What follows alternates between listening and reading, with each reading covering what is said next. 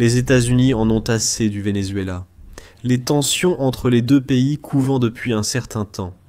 Un tournant semble enfin atteint, car le président américain Donald Trump a envoyé une importante force militaire dans ce pays d'Amérique du Sud. Cela s'inscrit dans la volonté des États-Unis d'empêcher l'entrée de drogues illégales comme le fentanyl et la cocaïne, et d'éliminer définitivement les cartels responsables. La décision de Trump accentue aussi la pression sur Nicolás Maduro. Il y a eu de l'animosité entre les deux dirigeants qui remonte jusqu'au premier mandat de Trump. En 2020, Maduro et ses alliés ont été inculpés à New York pour narcoterrorisme et complot d'importation de cocaïne aux États-Unis. Pour nuire à la société et aux communautés du pays, le procureur général Bill Barr a déclaré « Le régime vénézuélien, autrefois dirigé par Nicolás Maduro Moros, reste gangrené par la criminalité et la corruption. » Pendant plus de 20 ans, Maduro et plusieurs de ses collègues de haut rang auraient conspiré avec les forces armées révolutionnaires de Colombie, provoquant l'entrée de tonnes de cocaïne qui ont dévasté des communautés américaines. L'annonce d'aujourd'hui vise à éradiquer la corruption généralisée au sein du gouvernement vénézuélien, un système construit et contrôlé pour enrichir ceux qui occupent les plus hauts niveaux du pouvoir. Les États-Unis interdiront à ces responsables vénézuéliens corrompus d'utiliser le système bancaire américain pour transférer leurs profits illicites ou poursuivre leurs activités criminelles. Lors de l'inculpation, les États-Unis ont proposé une récompense de 15 millions de dollars pour toute information menant à l'arrestation et à la condamnation de Maduro. Ce montant a ensuite été porté à 25 millions de dollars en janvier 2025, soit la même somme que l'Amérique avait offerte pour la capture d'Oussama Ben Laden, après les attentats terroristes du 11 septembre. Le 7 août, la récompense a été doublée à 50 millions de dollars. Cela montre la détermination de l'administration actuelle à poursuivre en justice celui qu'elle juge comme l'un des pires trafiquants et facilitateurs de cartels mondiaux.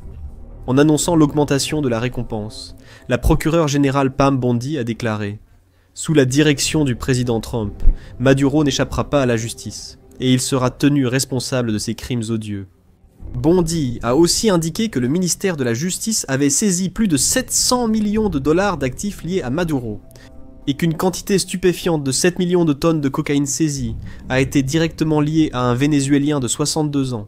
Les États-Unis ne sont pas les seuls à condamner Maduro. Plusieurs gouvernements d'Amérique latine ont refusé de le reconnaître comme président du Venezuela, affirmant que ses réélections de 2018 et 2024 étaient des impostures. L'Union européenne, le Canada et d'autres pays sont d'accord. Pendant ce temps, l'Organisation des États américains, a allégué que des crimes contre l'humanité ont été commis sous la direction de Maduro, et la Cour pénale internationale, a également ouvert une enquête contre lui. Les États-Unis, en plus d'augmenter la récompense pour sa capture, sont désormais prêts à aller bien plus loin pour faire tomber Maduro et éliminer les cartels. Avec le président Trump qui prend la grande décision d'ordonner à une flotte intimidante de navires de guerre et d'autres moyens militaires de mettre le cap sur la côte vénézuélienne. Cette flottille est composée de 3 destroyers lance-missiles de classe Halliburton, ainsi que d'un sous-marin d'attaque et d'autres moyens supplémentaires. Pour être plus précis, les destroyers en question sont l'United States Ship Gravely, mise en service en 2010, et nommé d'après le vice-amiral Samuel L. Gravely Jr., l'United States Ship Jason Dunham, également mise en service en 2010, et nommé d'après un marine américain appelé Caporal, et l'United States Ship Samson, mis en service en 2007, et nommé d'après le contre-amiral William T. Sampson. Les destroyers de classe Halliburton forment l'épine dorsale de la marine américaine, et figurent parmi les navires de guerre les plus puissants au monde.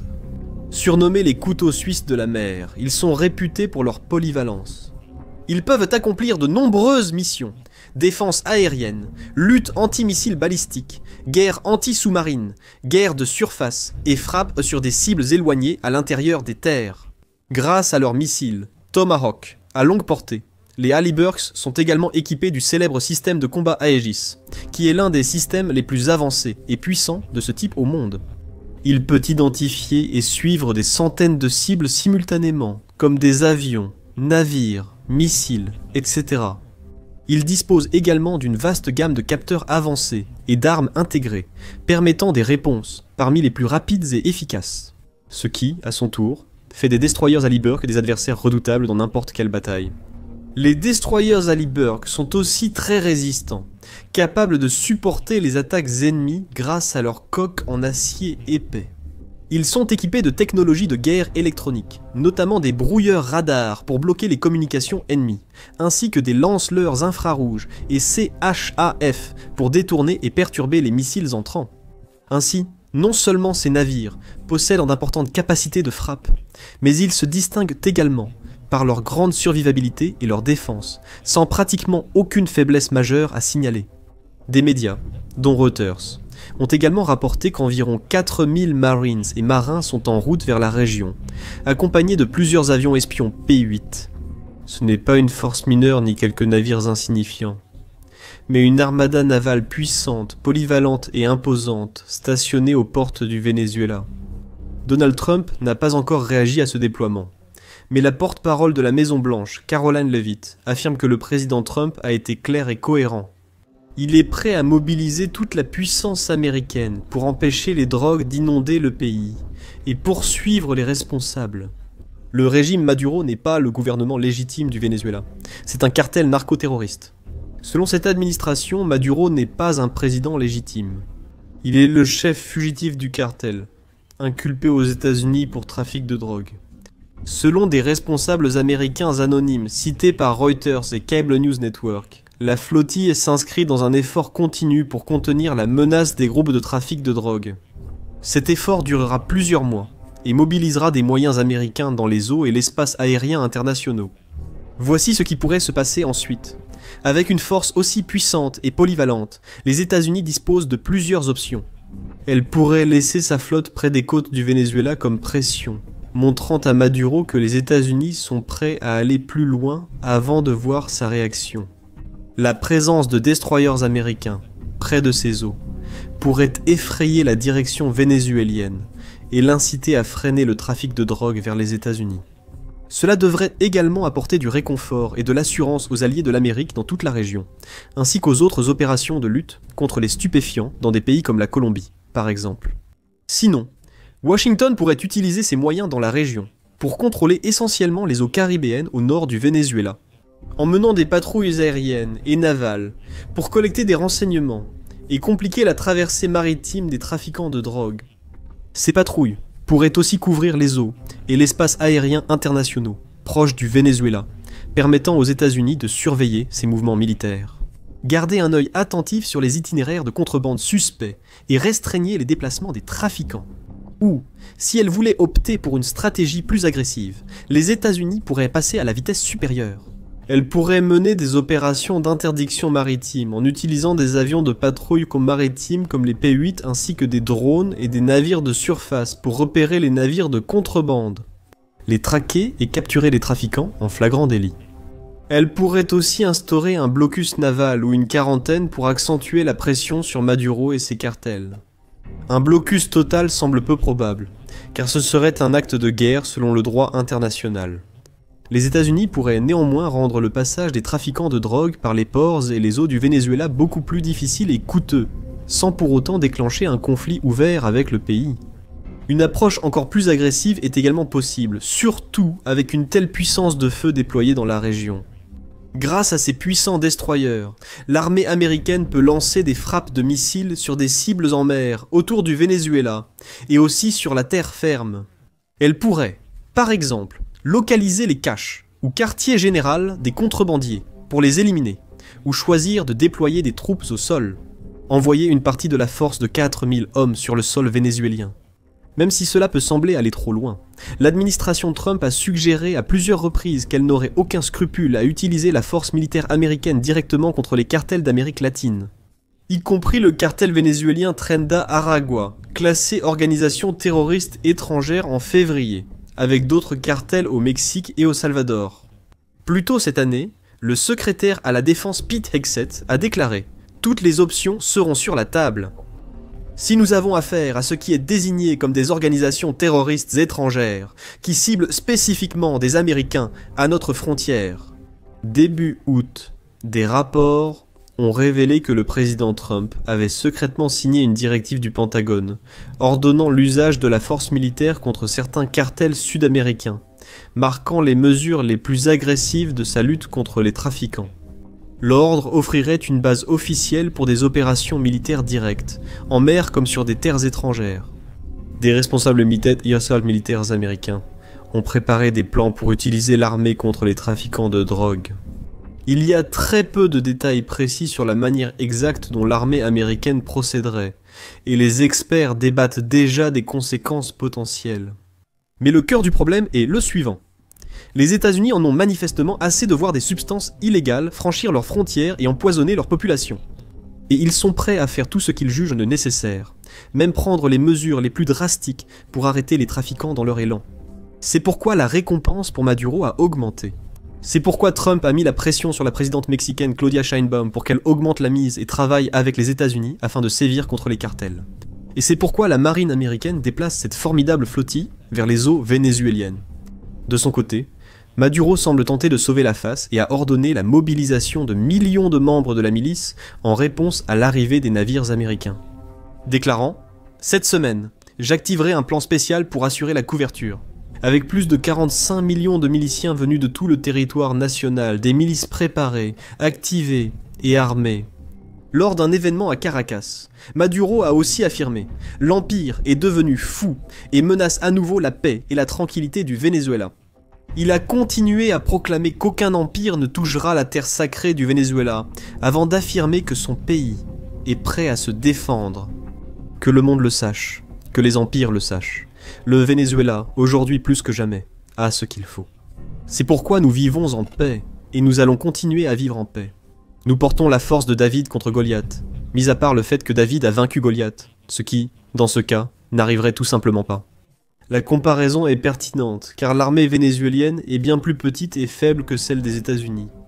Les États-Unis possèdent de loin la force militaire la plus puissante au monde, éclipsant presque tous les autres pays, et dépassant largement même leurs plus proches concurrents comme la Russie et la Chine. À de nombreux égards. Elle dispose de la technologie militaire la plus sophistiquée, des meilleurs chars et véhicules blindés, des avions de chasse les plus performants, des bombardiers supersoniques, des porte-avions colossaux et des systèmes de guerre électroniques de pointe. Et des centaines de milliers de soldats, de pilotes et de marins parmi les plus motivés, compétents et hautement entraînés que le monde ait jamais connus. Elle trône au sommet du classement mondial de la puissance militaire, dominant presque toutes les catégories importantes. Le Venezuela, quant à lui, stagne à la 50e place dans ces mêmes classements, juste quelques rangs au-dessus de pays comme l'Éthiopie et l'Angola. Mais derrière des pays comme le Danemark, le Chili, la Malaisie et la Norvège, il n'a qu'une faible part de la puissance de feu des États-Unis. Et si les États-Unis choisissaient de lancer des frappes aériennes, de déployer des troupes ou de mener des missions sur le territoire du Venezuela, dans son espace aérien ou sur ses eaux, il y aurait très peu de choses que le pays pourrait faire en représailles. Et bien que Maduro ait parlé de millions de membres de milices, les estimations des experts ont indiqué un chiffre bien plus bas, d'environ 343 000 membres aussi récemment qu'en 2020. Il est peu probable que des millions de personnes se soient inscrites depuis, bien que des milliers de volontaires aient été vus à Caracas ce week-end. Beaucoup étaient âgés, peu expérimentés, et n'avaient reçu qu'une formation d'introduction très brève après avoir juré leur vie à la cause. Même avec une grande milice, le Venezuela fait face à la supériorité écrasante des ressources américaines. Il est probable qu'ils utilisent leurs navires de guerre et lance-missiles performants pour frapper leurs cibles depuis la mer, plutôt que de forcément déployer des troupes au sol. Encore une fois, il n'y a pratiquement rien que le Venezuela puisse faire face à cela. Ses dirigeants multiplient les déclarations audacieuses, notamment le ministre Ivan Gil. Le fait que Washington accuse le Venezuela de trafic de drogue révèle son manque de crédibilité et l'échec de ses politiques dans la région. Alors que Washington menace, le Venezuela avance dans la paix et la souveraineté, prouvant que lutter efficacement contre la criminalité passe par le respect de l'indépendance des peuples. Chaque déclaration agressive confirme l'incapacité de l'impérialisme à soumettre un peuple libre et souverain. Le gouvernement vénézuélien a aussi temporairement interdit l'utilisation de drones sur tout son territoire. Mais cela ne suffirait pas à dissuader ou perturber une attaque américaine.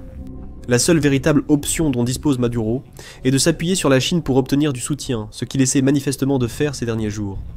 Lors d'un récent événement, Maduro a souvent évoqué la Chine et Xi Jinping lors d'un discours sur l'éducation, prenant un moment dans son discours pour exhiber son téléphone portable Huawei, qui serait un cadeau de Xi lui-même. Un porte-parole du ministère chinois des Affaires étrangères a déclaré, après les mouvements navals américains, que la Chine s'oppose à toute action violant la Charte des Nations Unies, la souveraineté et la sécurité d'un pays. Nous rejetons l'usage ou la menace de la force dans les relations internationales et l'ingérence extérieure dans les affaires du Venezuela, quel qu'en soit le prétexte. Nous espérons que les États-Unis agiront plus pour la paix et la sécurité en Amérique latine et dans les Caraïbes. Sachant que son armée n'a aucune chance de repousser une attaque américaine, Nicolás Maduro compte sans doute sur l'aide de la Chine, car leurs relations sont solides et profitables aux deux pays. La Chine exporte chaque année 345 milliards de dollars de produits vers le Venezuela, mais n'en importe que pour 739 millions, générant ainsi un excédent d'environ 271 milliards, bénéfique pour son économie. Les entreprises chinoises s'intéressent vivement aux ressources du Venezuela. Des rapports récents indiquant qu'une entreprise privée chinoise exploite désormais 2 champs pétrolifères vénézuéliens. Et elle prévoit d'investir plus d'1 milliard de dollars dans un projet visant à produire 60 000 barils de pétrole brut dans le pays d'ici la fin de 2026. Ces investissements et l'intérêt chinois sont une bonne nouvelle pour Maduro. En effet, c'est presque grâce à la Chine qu'il reste au pouvoir et que son pays ne s'est pas totalement effondré. Comme l'a souligné José Antonio Hernández Matías, chercheur en études latino-américaines. Le soutien que le Venezuela a reçu de la Chine, surtout au niveau économique, a permis d'éviter l'aggravation de cette profonde crise économique. En même temps, même si la Chine a montré un soutien économique au Venezuela et considère ce pays comme un partenaire commercial utile, rien ne garantit qu'elle s'engagerait activement dans le conflit ou déploierait son armée pour défendre la nation sud-américaine si les États-Unis aggravaient la situation.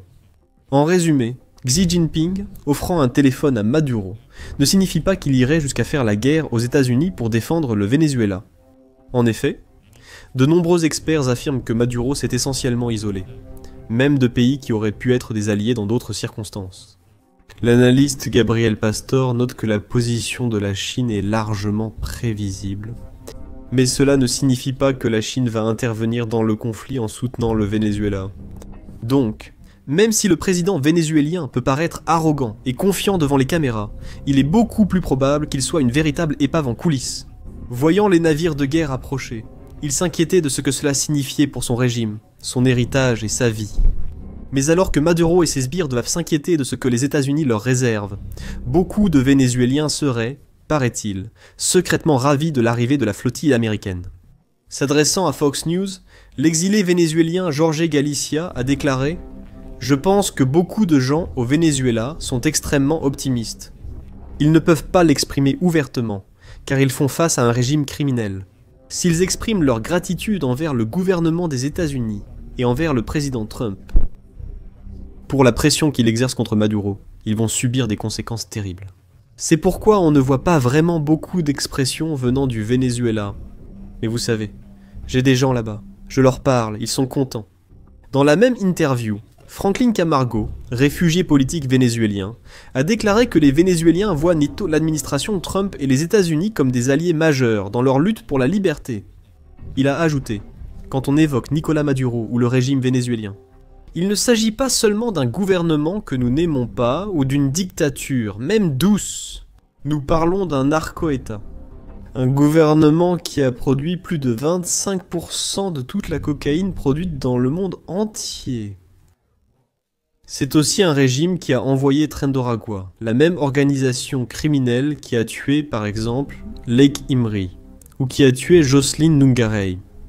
Il est donc nécessaire, pour le bien-être du peuple américain dans l'hémisphère occidental, d'avoir un changement de régime pour arrêter ce cartel.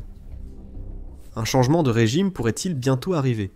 Les États-Unis vont-ils passer à la vitesse supérieure et lancer une véritable attaque sur le sol vénézuélien dans les jours et les semaines à venir? Peut-être que seul le temps nous le dira, mais une chose est claire, l'Amérique prend très au sérieux sa campagne contre les cartels. Et la vie des trafiquants de drogue à travers le Venezuela est sur le point de devenir beaucoup plus difficile. Maintenant, Vous pouvez en apprendre davantage sur la guerre de Trump contre les trafiquants de drogue dans notre récente analyse de la directive secrète que le président a récemment signée, autorisant des manœuvres militaires en Amérique latine. Découvrez notre analyse sur l'affrontement entre les cartels mexicains et la garde côtière américaine.